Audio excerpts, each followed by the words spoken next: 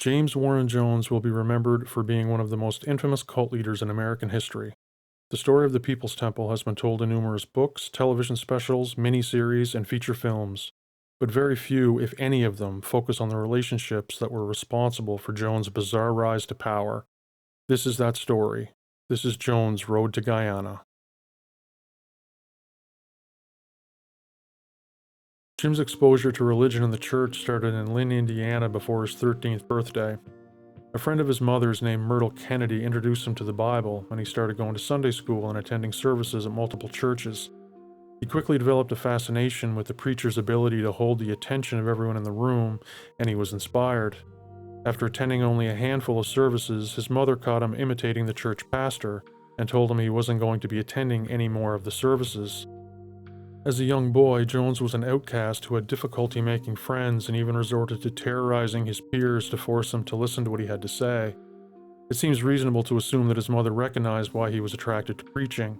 It certainly had nothing to do with religious beliefs, as Jim admittedly held none at the time, nor throughout his life. Her attempts to keep him out of the church failed, and by the time he was 15, he was preaching on street corners to anyone who'd listen. It was there that he met a man who would play a key role in his rise to infamy over the next 20-plus years.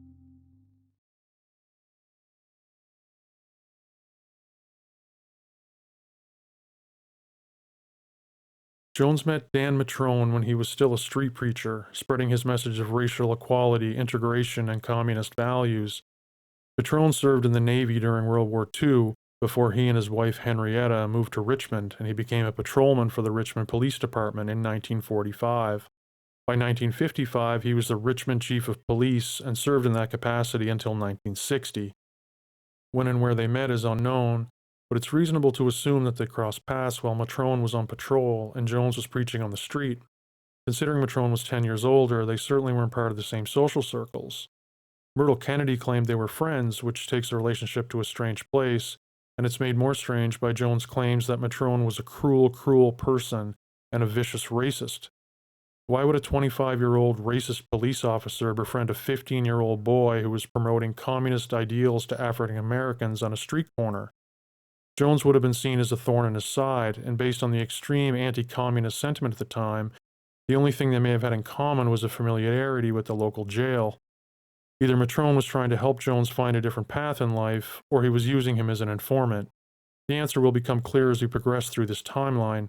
Both men made international headlines for the 30 years that followed, and their lives crossed paths numerous times.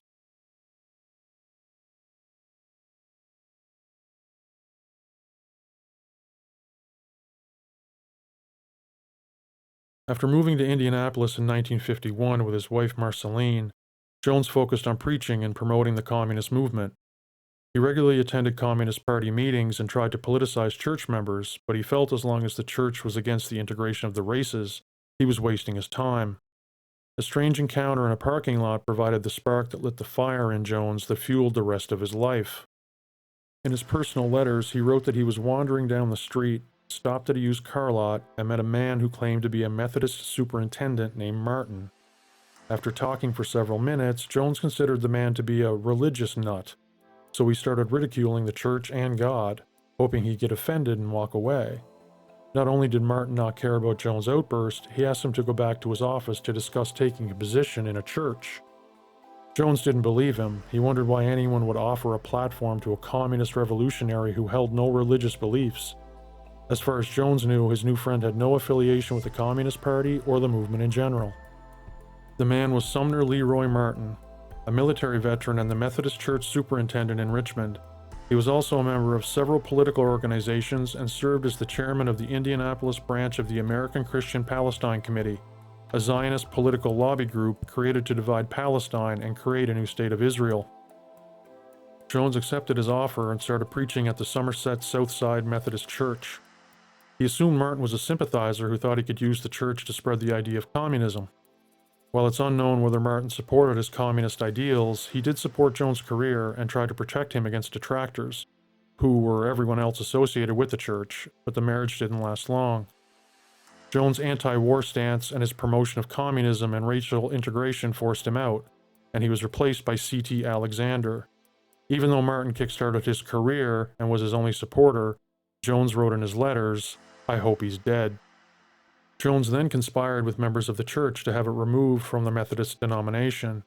He felt his communist preachings wouldn't be effective if the races couldn't sit together in peace.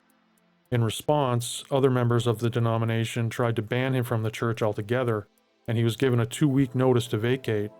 But in a strange twist, Jones bought the church instead. Where he got the money to purchase the church is still a mystery. Having no interest in religion, it's no surprise that Jones aligned himself with the faith-healing revivalists and joined the Latter Rain movement. William Branham had established himself as a superstar of the movement. He claimed he could heal any illness with nothing more than a prayer and the touch of his hand. He even claimed he raised a man from the dead.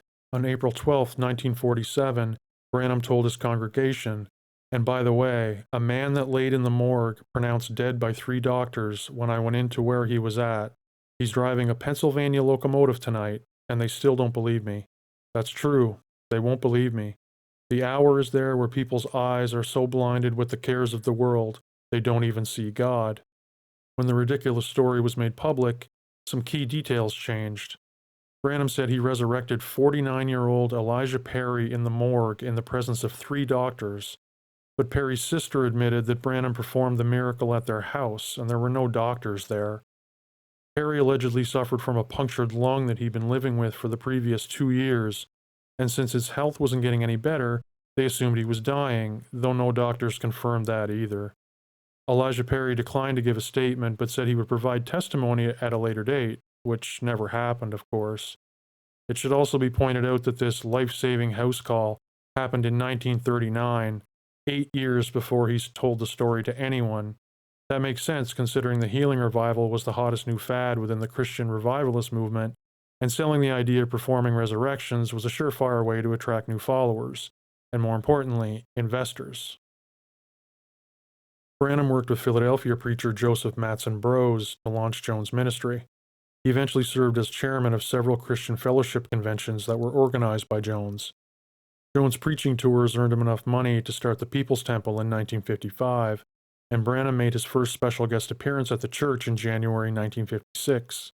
In June, Branham joined Jones on his Brotherhood Healing Crusade that drew more than 1,000 ministers, including Joseph Matson Brose.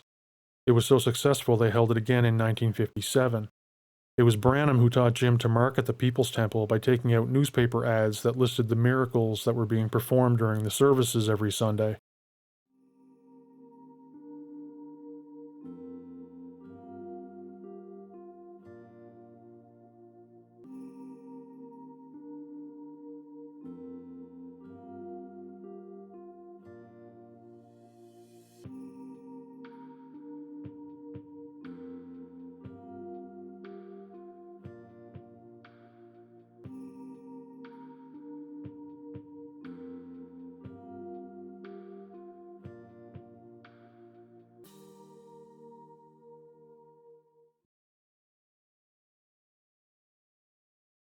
The People's Temple boasted thousands of members, but it wasn't enough. If Jones was to start a communist revolution, he'd need direct access to more people ripe for it. So he assigned himself with another superstar, Father Divine, the Black Messiah who founded the Peace Mission movement in Philadelphia. He had tens of thousands of African American followers and took in millions of dollars a year. The two were a perfect match. Both men were revolutionaries focused on the plight of the African American population and convinced their congregations that they were God on earth. You asked and begged and pleaded for help with your suffering, and he never gave you any food. He never provided a bed. He never gave you a home. But I, the socialist worker class, have given you all things. Stop sick. And you won't die if you trouble. You will die if you stand up. You will die if you jump up and down. Because I am freedom. I am peace. I am justice. I am equality. I am God. Divine's childhood and early life were still a mystery. He declined offers to have his biography written, saying that the history of God wouldn't be useful in mortal terms. And when asked about his mother, he said, "God has no mother." Jones had no interest in talking about his upbringing either, but he did claim to be violent and ready to kill by the time he was in the 3rd grade. Everyone knew that Father Divine was under constant FBI surveillance, but Jones and his followers made multiple trips from Indianapolis to Philadelphia and stayed in his hotels free of charge. The two most common theories that attempt to explain their oddly close relationship are that either Jones was preparing himself to be Father Divine's successor, or that he was gathering information for the FBI or CIA. It could have been neither, or both. A copy of the book Father Divine, Holy Husband was found in Jonestown after Jones' death. It was borrowed from the Indianapolis Public Library in the 1950s.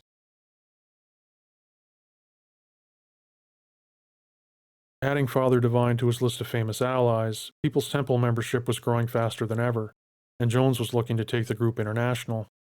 In February 1960, he visited Havana but claimed it was a personal getaway and not about church business.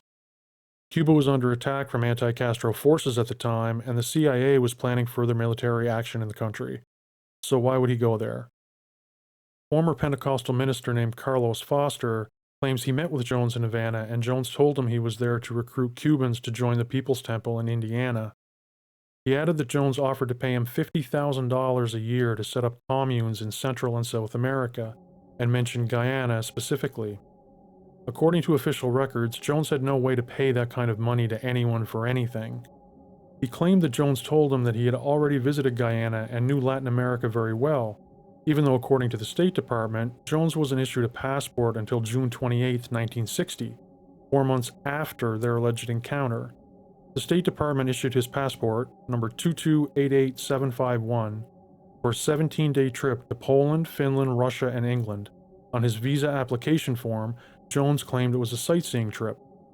If Jones toured Latin America prior to that, it was under an alias or he went dark, suggesting he may have been working with an intelligence agency. That question was answered when he was reunited with an old friend.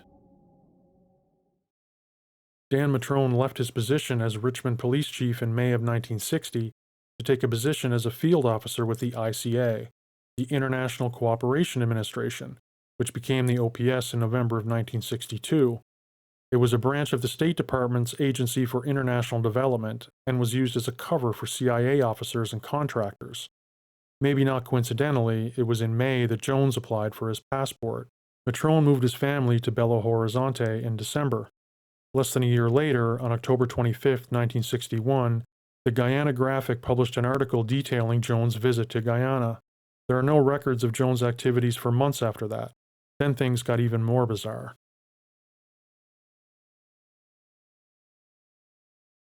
U.S. State Department documents revealed that Jones was issued a passport in Indianapolis in January of 1962, passport number 0111788.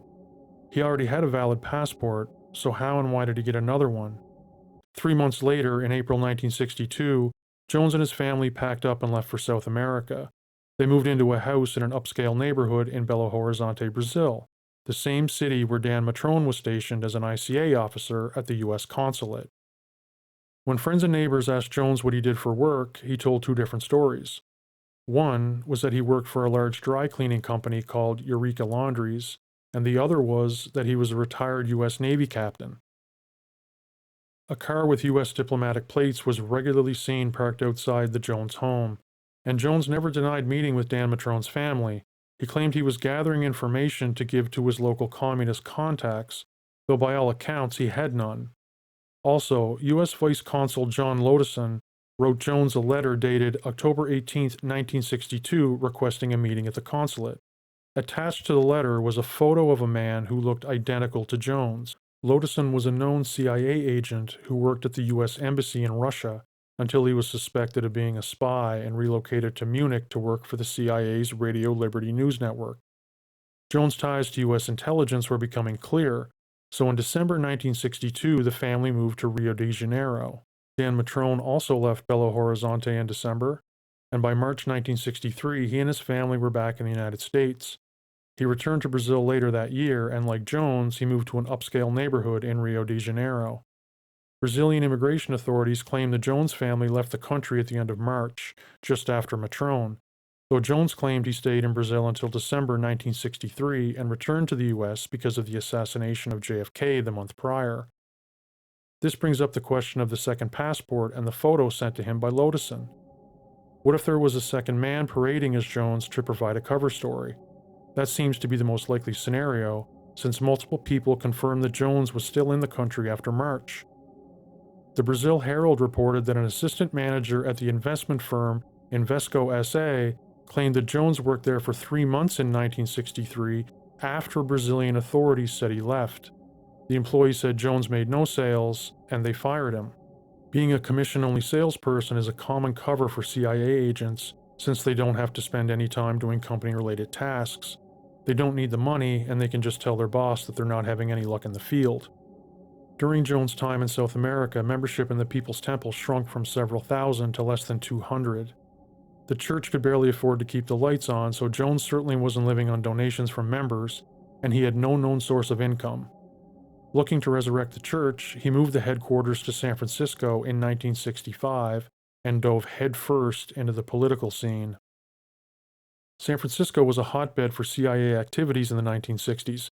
Through Operation Chaos, or MH Chaos, counterculture movements were created and political organizations were infiltrated. Agents collected more than 300,000 names of Americans thought to be part of dissident movements, and more than 7,000 of them were given special attention. In those 201 files, every aspect of their lives was documented, right down to the names of their in-laws and childhood friends. The CIA's main focus was on African American communist groups like the Black Panthers, as they were believed to be the most likely to support a revolution. The People's Temple was testing that belief. Jones even established a relationship with Huey Newton, the founder of the Black Panther Party. Newton's cousin, Stanley Clayton, was a Temple member and one of the only survivors of the Jonestown Massacre. Jones was given a teaching position at an adult education school in Ukiah, California, and People's Temple members sat in the class to help promote his Marxist teachings and recruit students into his ministry. Church membership grew to nearly 3,000 members by the late 1960s, but so did public reports of abuse amongst the members. Not only was Jones able to stay one step ahead of the allegations, but his political power grew to such a level that he publicly denounced Christianity, the Bible, the church, theology, religion, and God. He was a communist revolutionary who never claimed to hold any religious beliefs, aside from telling his congregation that he was God. But by the late 1960s, he didn't care who knew it. He was so insulated it didn't matter. According to Jones, gaining political power through activism would bring the church to where it needed to be, so members of his congregation took to the streets to campaign for George Moscone during the 1975 mayoral elections. After he won, Moscone named Jones chairman of the San Francisco Housing Authority Commission. Soon after, his San Francisco apartment became a hangout for local political figures. Assemblyman Willie Brown was the master of ceremonies at a dinner held in Jones' honor. Governor Jerry Brown and Lieutenant Governor Mervyn DeMalley also attended. Jones delivered votes for Brown's campaign for governor, and Brown praised his work, saying, 99% of all the work done by the People's Temple is in the service of the elderly, poor families, and troubled youth. It is most unfortunate that some people feel threatened by this simple organization and philosophy of service. He referred to Jones as a combination of Martin Luther King Jr., Angela Davis, Albert Einstein, and Mao. 2 weeks after the Jonestown murders, Brown ordered the removal of the People's Temple public records from San Francisco to Sacramento. Jones and George Moscone had a private meeting with vice presidential candidate Walter Mondale on his campaign plane days before the 1976 election, and Mondale publicly praised Jones and the church. Even First Lady Rosalind Carter had a close relationship with Jones and was one of his biggest supporters. She wrote letters to him about his time in Cuba and even gave a speech at the grand opening of the People's Temple San Francisco headquarters. While Jones was in the U.S. enjoying his time in the celebrity spotlight, nearly 4,000 Temple members were in Guyana building what would be known as Jonestown. They'd shoo him to the front of the room, put him on the center of the chair, and basically sort of guard him the whole time. Guys in dark glasses, black suits, the whole thing. It was very unusual. They landed in 1974 to begin clearing land and constructing what Jones claimed would be their utopian communist compound that would keep everyone safe during the nuclear holocaust. By December, the compound was operational. They had a power station, fully outfitted dormitories, and fields were converted to farmland. Marshall Kilduff's 1977 article in New West magazine laid out the full scope of the alleged emotional, physical, and sexual abuse at the People's Temple. Jones couldn't risk being interrogated by law enforcement, so he decided it was time for him to join his people in Guyana. The Jonestown compound was the perfect place to carry out a mass mind control experiment. Largely self-sustaining and isolated in the jungle away from all prying eyes, the camp utilized every aspect of the CIA's mind control experiments carried out under the MKUltra umbrella. There were thousands of doses of drugs on hand, including thorazine, an antipsychotic that can be used to treat severe behavioral problems in children. Members had to submit to daily medical checkups at the medical center. That was another clear indication that the people of Jonestown were part of a controlled experiment. When Jones wasn't speaking, messages were repeated on loudspeakers over and over throughout the night. I mean, young men and women who were told that they needed to watch everybody, and it kept you working hard. We headed out to the fields, and you vied to go really far out, actually, because you couldn't hear Jim over the loudspeakers. Jonestown was wired with loudspeakers, and Jim spoke 24 hours a day on it. When he wasn't speaking, the tapes that they'd made of him speaking played on and on and on. Sex was prohibited unless it was with Jones, or he demanded people to do it in public as part of humiliation rituals. Members were surveyed asking about their sexual preferences and what they would do if they knew someone wanted to leave the compound to test their loyalty and destroy trust in their neighbors, and mock suicide drills were carried out regularly to further test members' loyalty. And women dressed in khaki. There's 2 teams of 25 each that are armed with 200 to 300 guns, and that they patrol all day and all night the whole encampment, and that Jim Jones has stated publicly that nobody better try to escape from here because you will be shot. 2 weeks before Thanksgiving in the fall of 1978, Congressman Leo Ryan, along with relatives of Jonestown residents and press reporters, flew to Georgetown to investigate the claims of abuse by Jones. People's Temple lawyers Mark Lane and Charles Gary, who also represented the Black Panthers founder Huey Newton, negotiated the terms of Ryan's visit to the compound. The group was escorted to Jonestown by the Deputy Chief of Mission at the U.S. Embassy, Richard Dwyer, on Friday, November 17th. Dwyer was a known CIA agent listed in Dr. Julius Mader's book, Who's Who in the CIA. Jones threw an elaborate party for Ryan and his guests, hoping to convince them that the allegations were baseless. On Saturday afternoon, as they were packing up to leave, Congressman Ryan was attacked by a man with a knife. Rob and choke and kill and or knife. I don't know. But what he said was he intended to kill him. Earlier, several Jonestown residents told Ryan that they wanted him to take them back to the U.S., and when word got back to Jones, he arranged the knife attack. Luckily, he was unharmed, and Dwyer escorted Ryan and his group to the airship. You can see him here, distancing himself from the group moments before a gunman opened fire, killing 5 members of the group, including Congressman Ryan. Once Jones was told of the murders, he knew the end was near. They're now going back to tell more lies, which means more congressmen, and there's no way we can survive. They've robbed us of our land, and they've taken us and driven us till we tried to find ourselves. We tried to find a new beginning, but it's too late. You can't separate yourself from your brother and your sister. No way I'm going to do it. I refuse. I don't know who fired the shot. I don't know who killed the congressman. But as far as I'm concerned, I killed him. Leo Ryan's chief of staff and close friend, Joseph Holsinger, was told by a Washington colleague that there was a CIA officer at the scene of the airstrip ambush and at Jonestown during the final moments. Richard Dwyer is on film at the airstrip, and Jones confirmed that he was at the compound during the massacre. The East House. Get Dwyer out of here before something happens to him. Dwyer? I'm not talking about you, Dara. I said Dwyer. When Holsinger received the congressman's briefcase shortly after his death, he noticed that the locks were jimmied and his tape recorder was missing. It began with a visit to Guyana by Congressman Leo Ryan, some of his staff, and members of the press. He was later killed, along with 4 other Americans, including Don Harris and Robert Brown of NBC News. After the killings, the Guyanese authorities impounded the first tapes and notes made by the NBC crew.